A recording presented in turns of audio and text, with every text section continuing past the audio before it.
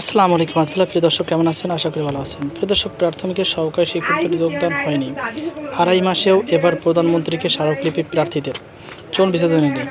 প্রিয় দর্শক, সরকারি প্রাথমিক বিদ্যালয়ের সহকারী শিক্ষক 2025 ব্যাচের চূড়ান্ত সুপারিশপ্রাপ্ত প্রার্থীরা দ্রুত যোগদান কার্যক্রম সম্পন্নের দাবিতে প্রধানমন্ত্রীর কাছে স্মারকলিপি দিয়েছেন। আজ রোববার 13 এপ্রিল 2026 দেশের 61 জেলা প্রশাসকের মাধ্যমে প্রধানমন্ত্রী বরাবর এই স্মারকলিপি দেওয়া হয়।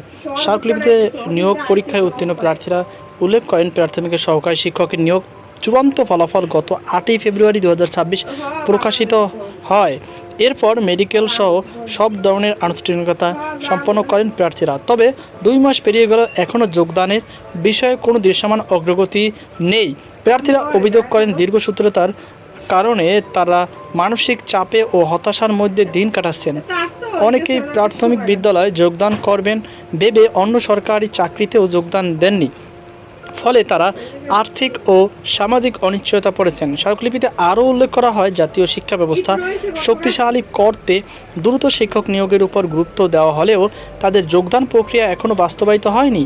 এর আগে 13 এপ্রিল 2026 চাকরিতে দ্রুত যোগদানের ব্যবস্থা করার দাবিতে প্রাথমিক ও গণশিক্ষা মন্ত্রণালয় স্মারকলিপি দেন চাকরি প্রত্যাশীরা।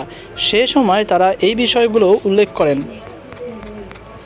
গত 9 জানুয়ারি পার্বত্য 3 জেলা ছাড়া দেশের 61টি জেলায় একযোগে সহকারী শিক্ষক নিয়োগের লিখিত পরীক্ষা অনুষ্ঠিত হয়।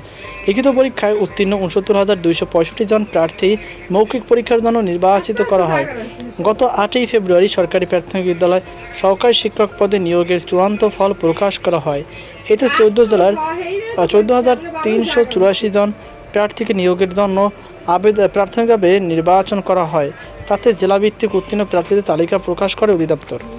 যোগদানের জন্য প্রাথমিকভাবে নির্বাচিত প্রার্থীদের গত 22 ফেব্রুয়ারি থেকে 27 ফেব্রুয়ারির মধ্যে সংশ্লিষ্ট জেলার সিভিল সার্ভিস সার্জনের দেওয়া স্বাস্থ্যগত উপযুক্ততার সনদ প্রত্যয়ন ও ডোপ টেস্ট রিপোর্ট সংশ্লিষ্ট জেলা প্রাথমিক শিক্ষা অফিসে দাখিল করার নির্দেশনা দেওয়া হয়। এছাড়া 1 মার্চের মধ্যে সব ডকুমেন্ট যাচাইয়ের জন্য সংশ্লিষ্ট জেলা প্রাথমিক শিক্ষা অফিসের সব মূল সনদ, সিভিল সার্জনের দেওয়া স্বাস্থ্যগত সনদ প্রত্যয়ন এবং ডোপ টেস্ট রিপোর্ট সহ সশরীরে উপস্থিত হওয়ার জন্য বলা হয়।